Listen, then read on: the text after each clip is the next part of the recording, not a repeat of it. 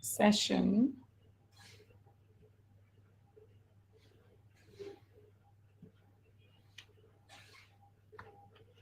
And then I can share it with you. Videos.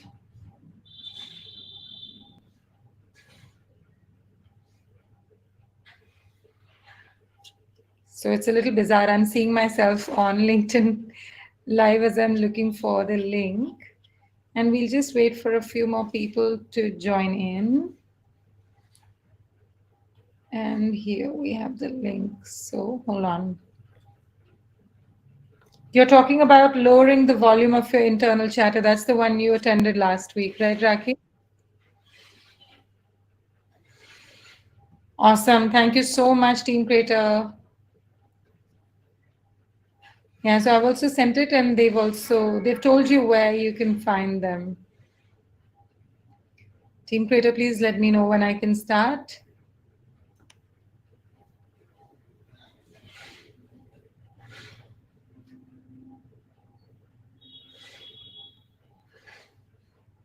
Awesome. Thank you very much. Good evening, everyone.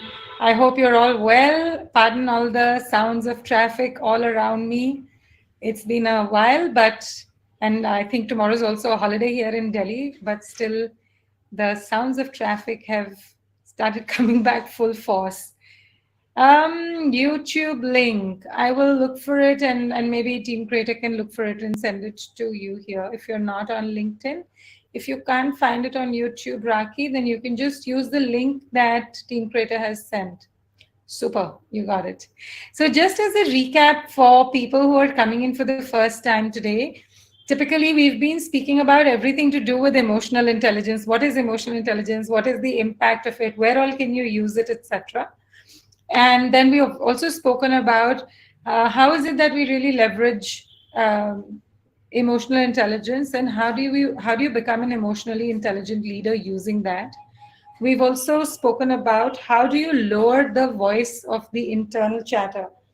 Sorry about that. Let me just put this on silent. How do you lower the voice of your internal chatter that goes on inside everybody's mind? So you're not an exception who has sounds happening inside your head. And sorry about that. And those could be sounds like conversations going on in your head.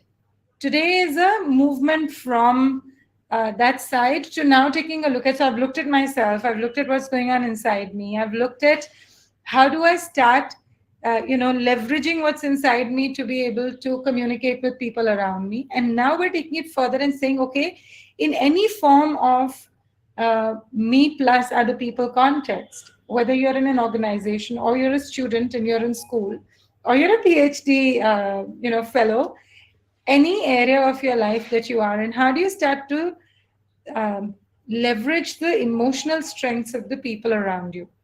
All of us have some emotional strength or the other. Some of us are resilient.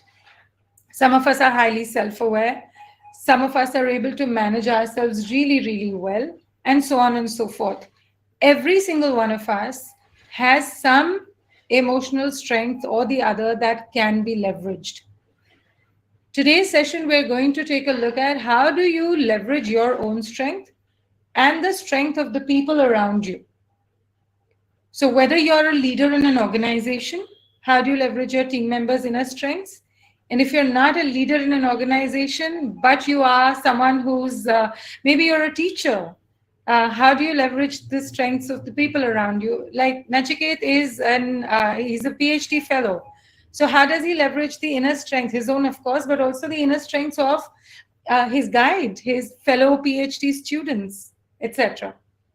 The idea is to be able to look at what strengths can you draw from yourself and from another person in terms of their emotional intelligence to be able to create results. And those results could be anything. Those results could be in the form of work results. Those results could be in the form of your thesis coming out.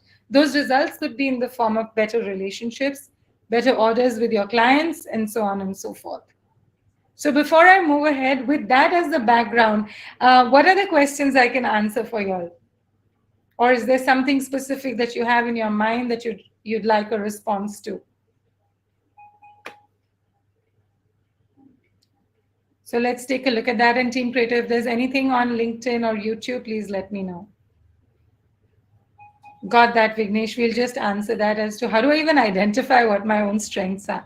I think it becomes very difficult for most people to be able to look at their own strengths and weaknesses also, but even strengths. Like if you ask someone, tell me one of your, best strengths that you have, and you'll be like, I'm, how many of you have gone through that? Say yes in the chat box if you have.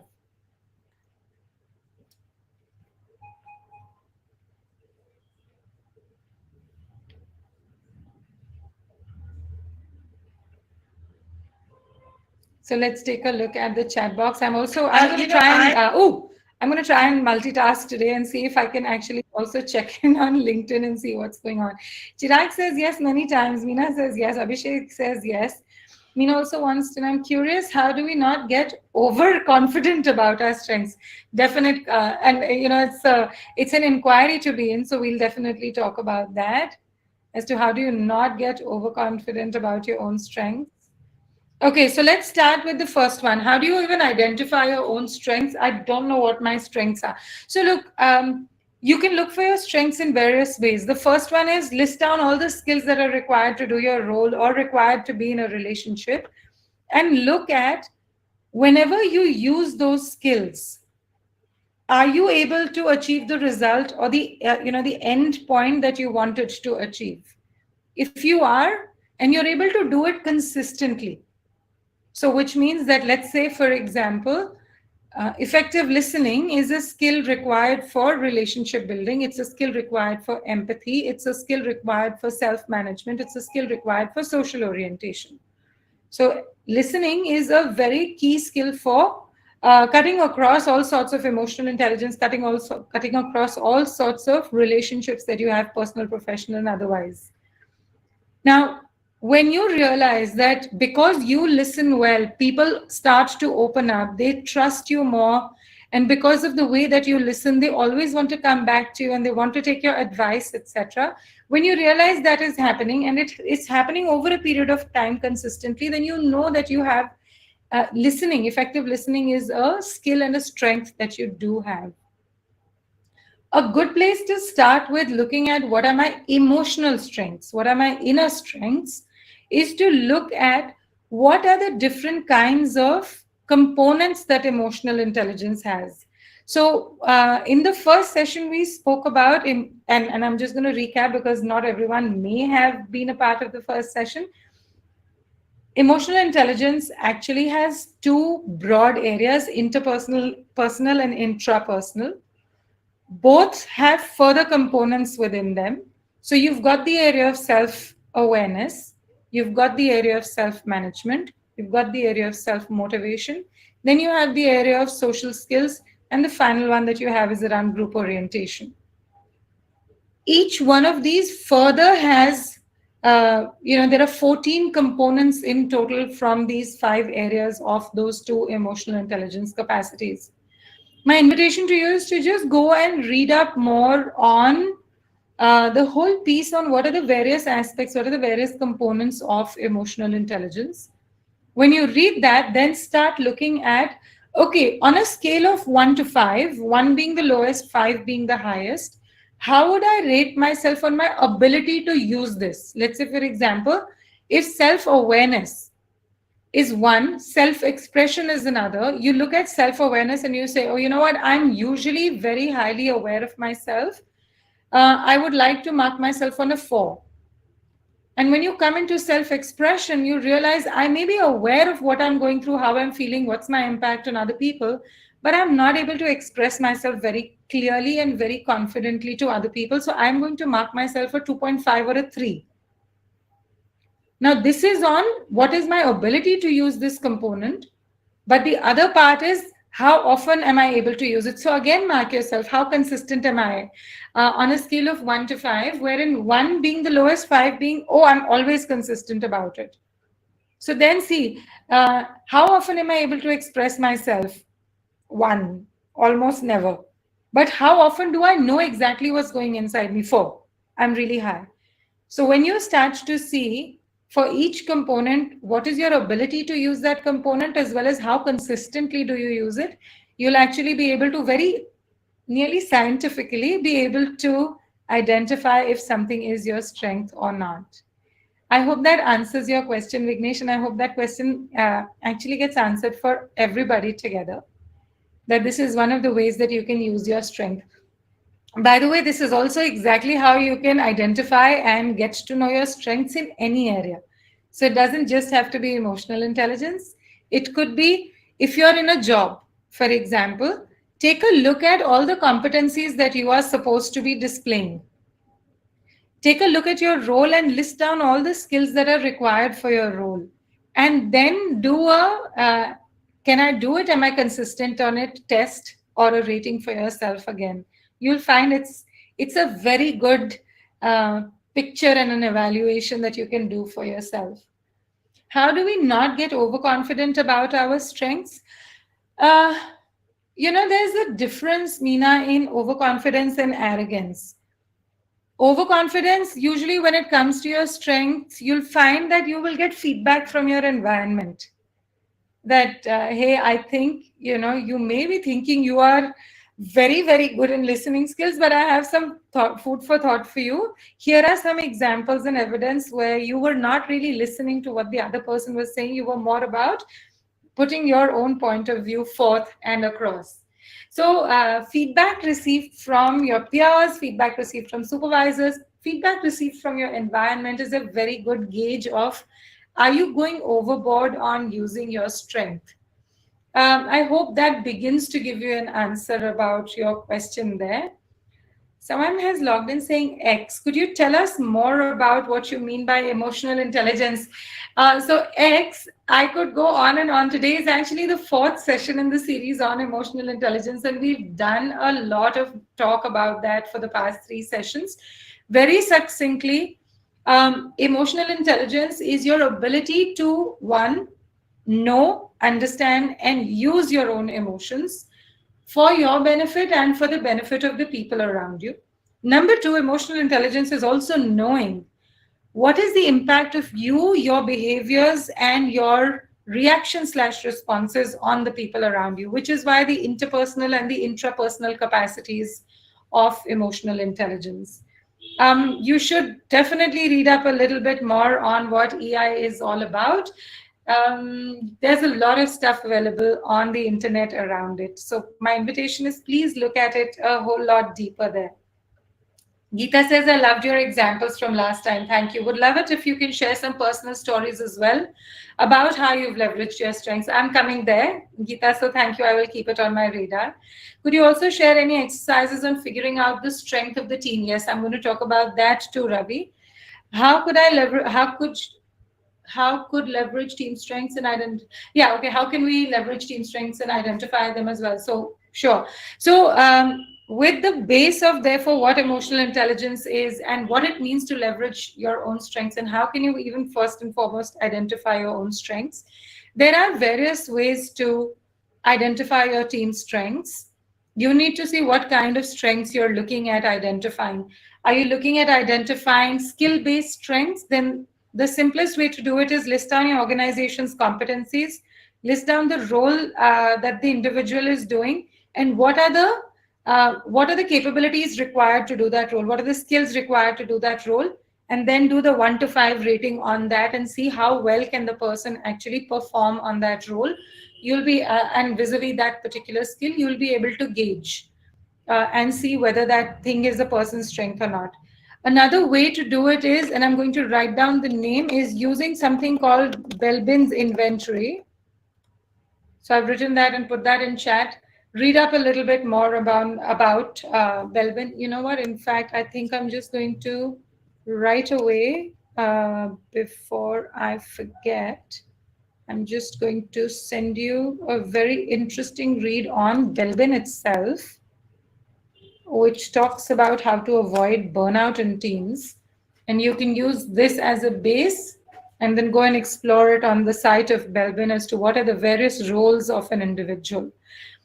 Now, when it comes to identifying emotional or inner strengths in an individual, this requires an investment of time and effort on the part of the leader if you're in an organization, whoever it is that forms your team. Now, let's say you are a homemaker and you want to leverage your kid's strength, or if you're not married, you want to leverage the emotional strengths of your parents, your siblings, your spouse. If you're not married, your spouse. If you're not married, then your siblings, etc., your friends, your relatives, whoever it requires the investment of you observing them, you seeing them in various situations, situations of joy, situations of grief, situations of crisis.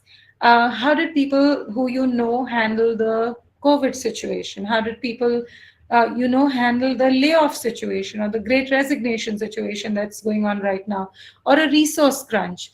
Or how did people handle the whole piece on working from home and being isolated from people? I'll give you an example.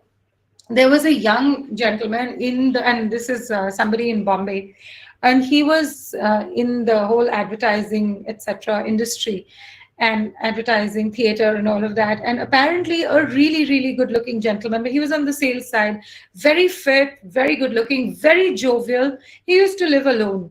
And what happened was, one fine day, the people who knew him got the news that he had committed suicide. He hung himself because he could not handle being isolated in his home. He couldn't go out for his workouts. He couldn't go to the gym. He couldn't meet people.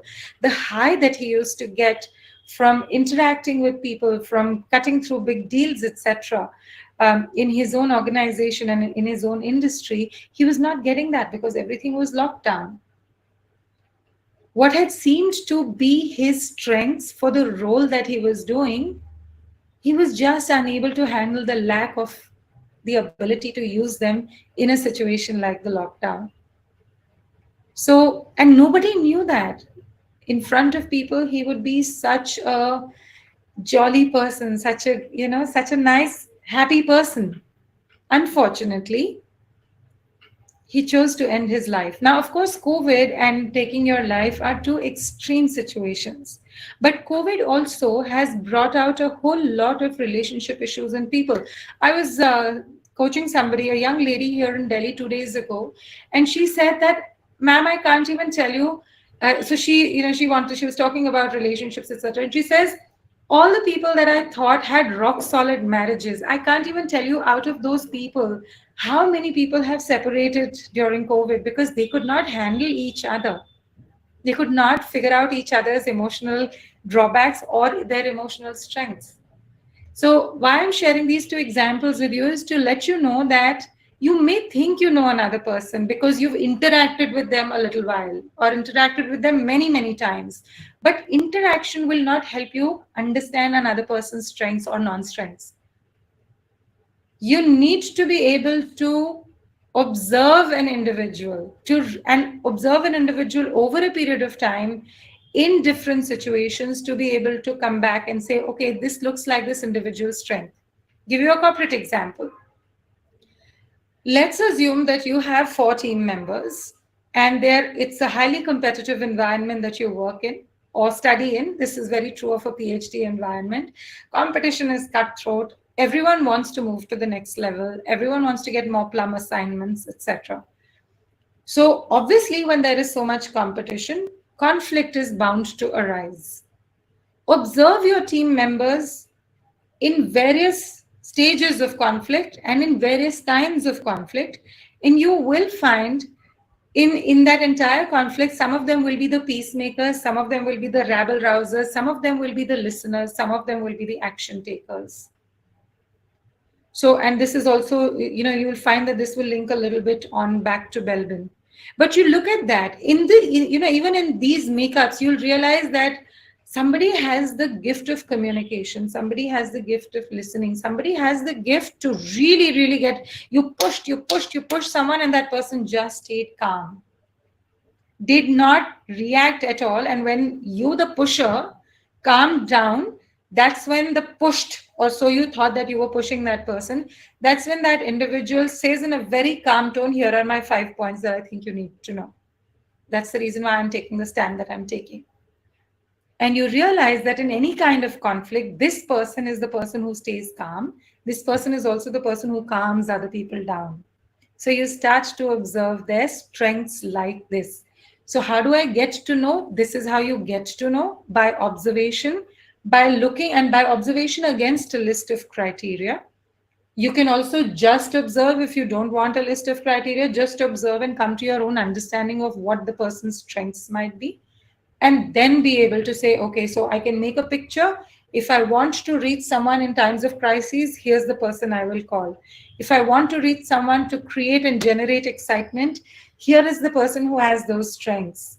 Person A may not choose to use those strengths. Person B is very, very happy to not just use those strengths but run with them and really, really highlight them. So I'm going to pause here and just quickly read. So many of my friends got. I'm so sorry to hear that, Meena. It was quite the state, and it continues. People can also have different strengths and different. Absolutely. See, I wish I knew your name X, but okay, X. People will have different strengths, and they will, a lot of times, very surprisingly, what I may not even think is a strength for me may suddenly show up because I'm thrown in a situation where I have no alternative but to use that strength, and I end up surprising myself. Remember this, human beings are complex. We are not straight cut, we are not black and white. There's a lot of gray and a whole lot of color in between. And that's what makes us us, right? That's what makes us a species. We're very complex. We have different reactions and responses. And by the way, no, this has got nothing to do with if you're a woman, you have, more responses in the same situation. Even men will end up reacting differently in different situations. Human beings end up showing their strengths differently in different situations. And in fact, what may be a strength for me in one situation, I might not even be able to recall it in another. What might be a strength for me to use for somebody else might actually become a weakness for me or a non strength. Doesn't even have to go all the way down to a weakness. So can I have different strengths in different situations? Absolutely. Maybe some situation doesn't require me to be calm. Maybe some situation requires me to put my foot down and really have my presence be felt. But if calmness is my inner strength, then I will still put my foot down in a very calm manner. I will still say, I am not interested in this. We need to talk about something else, rather than going all hot and bothered and saying, we won't talk about this. This is not okay. Why are we always talking about what you want to talk about? And so on. That's okay. Don't worry. Okay, sure. No worries. Got that. Thank you, X. That's perfectly fine. So when we therefore talk about how do you actually now begin to leverage, one part is just identifying what are the strengths, and it's not easy. I'm not saying one part is just identifying the strengths so it'll get done like that. It won't. You will need to invest your time, effort, your own emotions into identifying what are your strengths, what are the strengths of other people around you. Also, do remember inner strengths, some of them are what are innate to us. We have displayed those strengths right since the time that we were children. But some of them are acquired strengths. So, for example, I was told to behave a certain way. I was told that I needed to be a certain way. And so I developed that as a strength for myself. I didn't have it when I was younger. I created it, I learned it, I leveraged it. Let's see what could be an example of that. Impulse control. Impulse control is a very important element or a component of emotional intelligence, and it falls under the area of self-management within the whole gamut of EI. When I was a child, I could not resist chocolates in front of me. I'd see chocolates and I'd run. I'd see anything sweet, I'd run. I'd see a dessert and I'd run to grab it and eat it and stuff my face silly. And then as I grew older, I was told that, look, just the reaching out and grabbing out for chocolates is one way of you not managing your impulses, but it's also showing up in terms of you not, you losing the circuitry between your brain and your tongue when you start speaking and you start answering people back. And it's not going to help you. You will not be very well liked. And if you want to become XYZ, this is not going to help you. So I learned to control my impulses. I learned to not react at the drop of a hat. I learned to not grab things. I learned to manage my own emotions and my own emotional response to stimuli. And slowly and steadily over a period of time, it becomes a strength for me. So, what was not there for me before is now a strength. I'll give you an example of a skill that I have developed like that into a strength. How did you come out of sweet addiction? I haven't. I still love chocolate, but I'll come back to that later, Raki. Um, when I was younger, more brash, more when I say younger, I also mean younger from the perspective of my job and my career and the experience that I had. So I was very clear on I needed to achieve results, but I did not have too much attention to detail. So I'd go get something done, finished, and then realize, oh God, there was this one part of it that needed to be done. Or sometimes not even realize that. I would get told later on saying, but you missed this huge critical part. So is your result really complete? Is your task really done?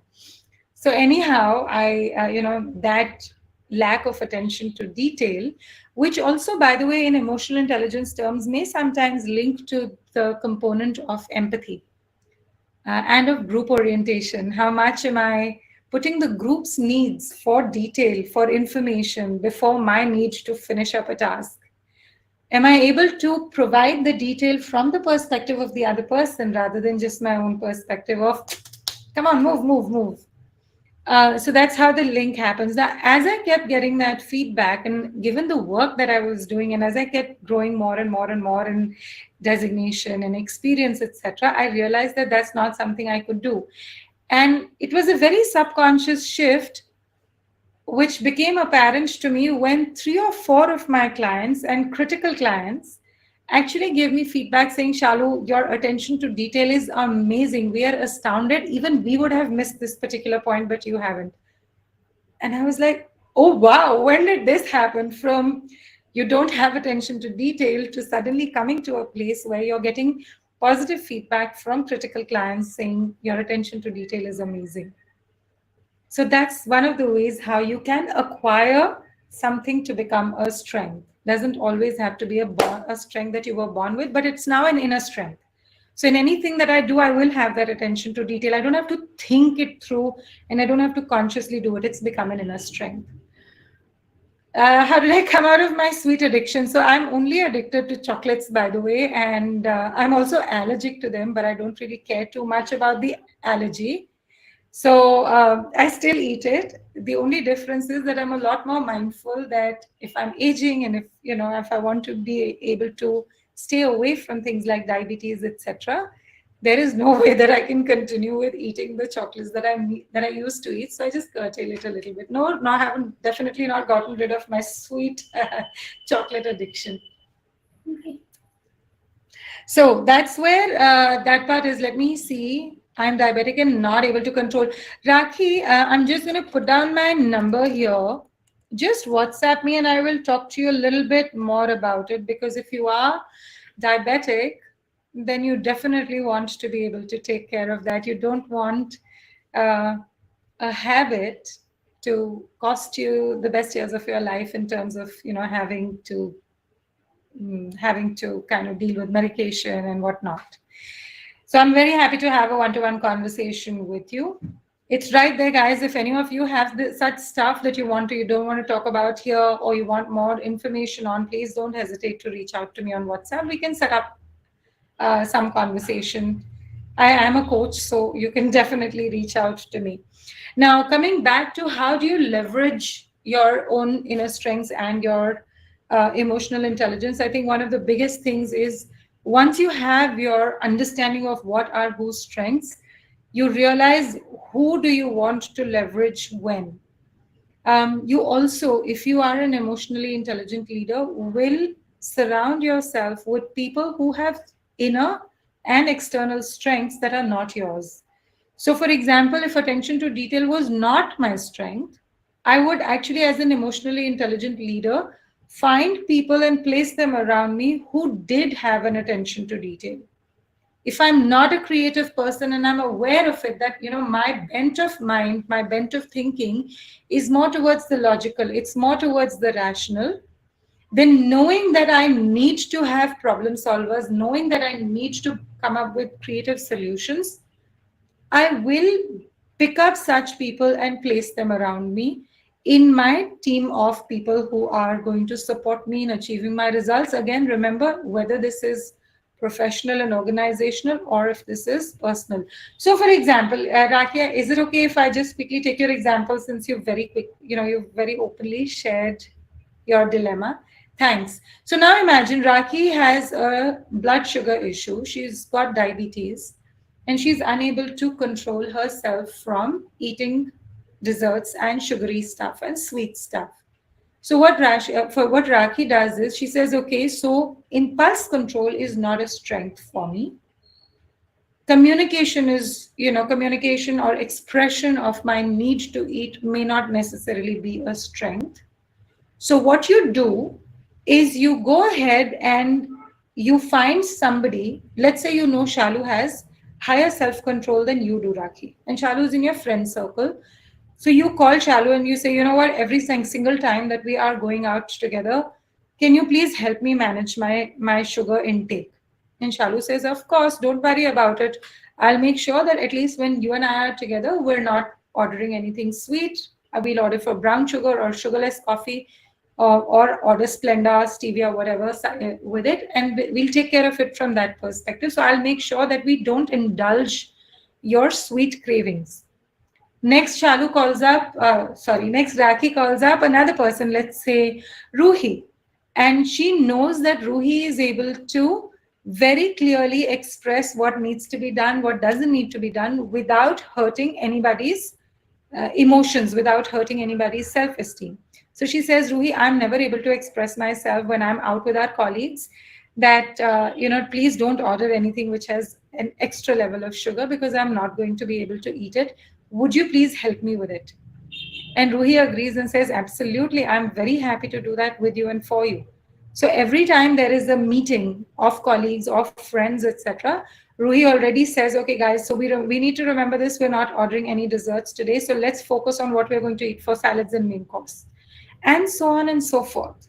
So you create a team. Any good leader, by the way, so this is a leadership tip with emotional intelligence. Any good leader worth their salt will know these are the strengths that I have and these are the strengths that I don't have. These are my non-strengths. So, and they will you'll find most successful leaders will surround themselves with people who have the strengths that they don't themselves. And that's one other key way of how do you leverage your emotional intelligence. Someone from LinkedIn has asked me for my number. May I trouble you to please reach out to me on LinkedIn DM, and I'm happy to give it to you over there. Here, I don't know how my number will get broadcasted on LinkedIn. So if you don't mind, just DM me on LinkedIn, please. I'm very happy to send you my number. If you're logged into Crater, that's a different matter. Just type and let me know, are you logged in on LinkedIn or are you logged in on Crater, the Crater community itself? Then I'm happy to give it to you.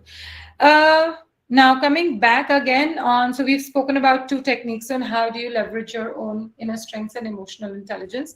Belbin is one way. Three ways actually. The other way is to have your list ready and see which strengths are required in the role that you do or in the situation that you're in, and do you have it, do you not have it, who do you need to have over there.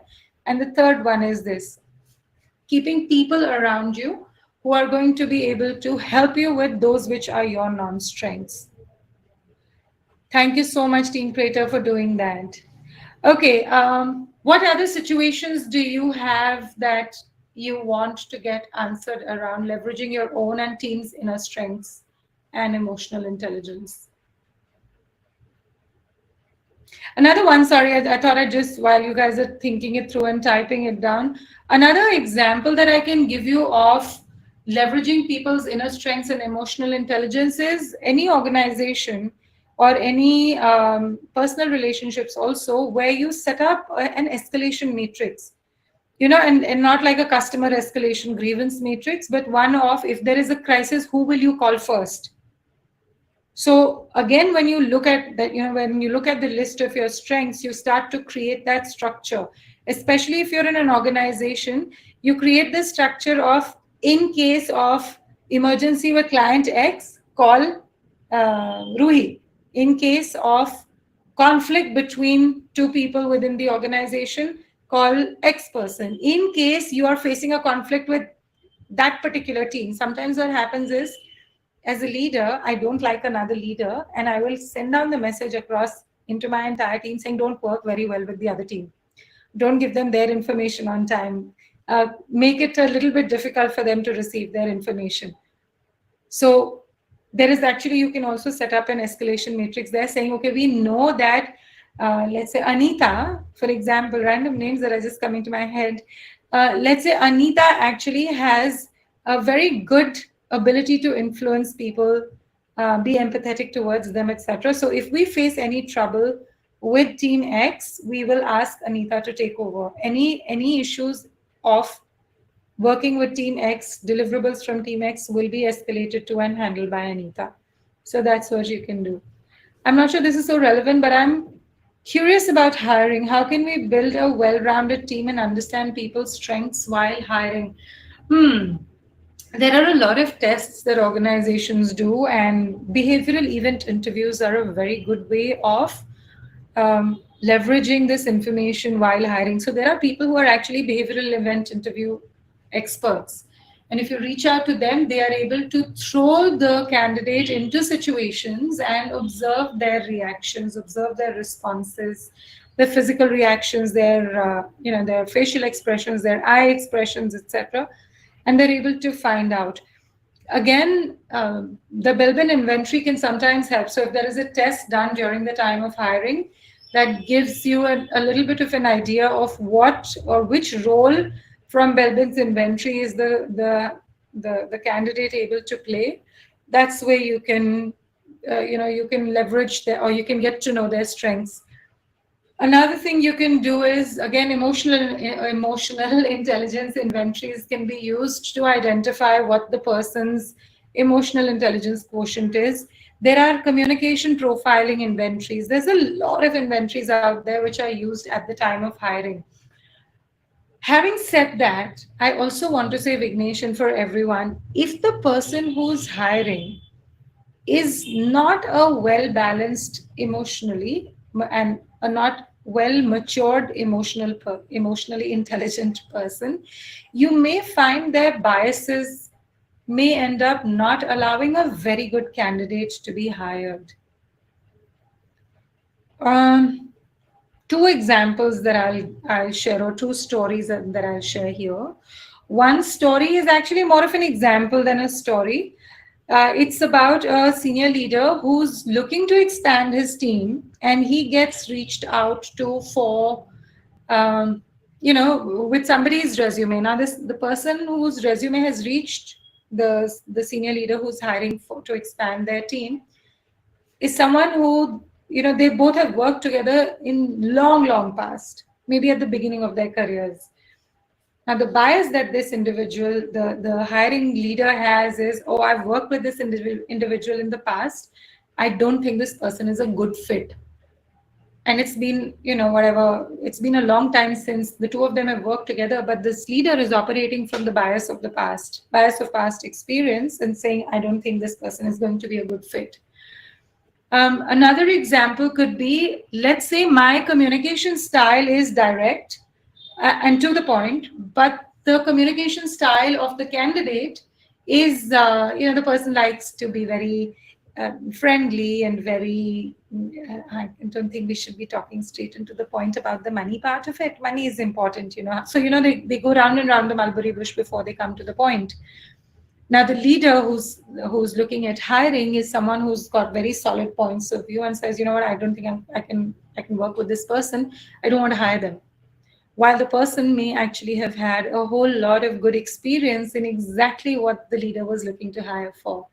So if you're not emotionally mature, if you're not emotionally intelligent, if you don't know your own biases, if they're unconscious for you, you may end up messing up the hiring process. So you need to have someone who is very, very well versed with themselves, very highly emotionally intelligent, to be able to use these inventories.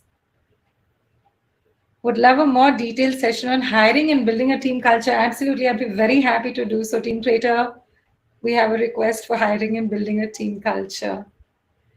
Okay, great. Anything else that I can answer around this? So again, Bellman is a very good tool. Communication inventories are very good tools. I think the first thing that we need to do while building cultures is to remember the whole piece on biases before we start using any of these inventories, which label people and box people. So a lot of times, by the way, people come back to me and ask me, "Pardon me, I'm not going to beat down any particular tool. Every tool has its use at some point of time or the other." But people come and ask me, oh, what about this? Oh, what about this? Oh, what about that? And I always tell them the same thing, that look, all these tools are usually created as guides. They were almost all of them were born in Jungian principles. Jung is, I'm just going to, if you haven't heard of Carl Jung, you may want to read him up. He's also, Jung is spelled with a J. They're all born from Jungian principles. And I always tell people the same thing, that, for example, and I'm just using the name here, so don't get lost in it. For example, people want to come and they ask me, so what about DISC? Have you gotten your certified in it? I'm like, no, I haven't. And they're like, but you know what, you must. DISC is such an important tool. And I'm like, any tool which is going to label people and make you cut them out, make you have biases towards them, I'm not going to go and propagate a tool like that. So it's that's what I'm saying. If your own inner strength is not to be just, and it's not to be fair, and not to be unbiased, then don't use these tools, because if you use them, you may end up either losing a very important team member, or you may end up creating a culture where people operate from biases and labels and boxes. So what will they do? They'll say, oh, don't give this assignment to that person. She's too talkative, and she's over expressive, and you know how these people are, these over expressive people.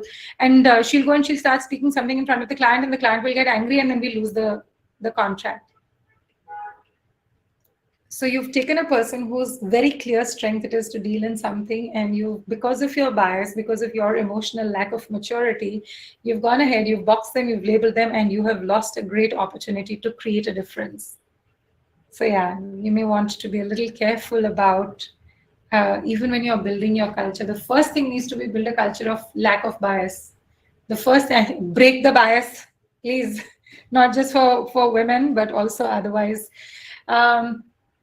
Yeah, and the other thing to build a culture is first put in the right values, etc. But conversation for another day. We shall definitely have that. Anything else that I can answer? Otherwise, we can call it a day today. Anything from LinkedIn? Anything from YouTube? Anything from here?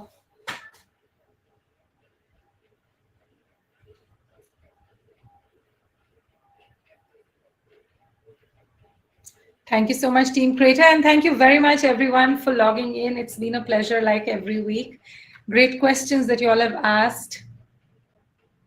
Thank you, Vignesh. I'm glad it was helpful. Thank you, Ravi. Thank you, everyone, for being here. Thank you, Meena.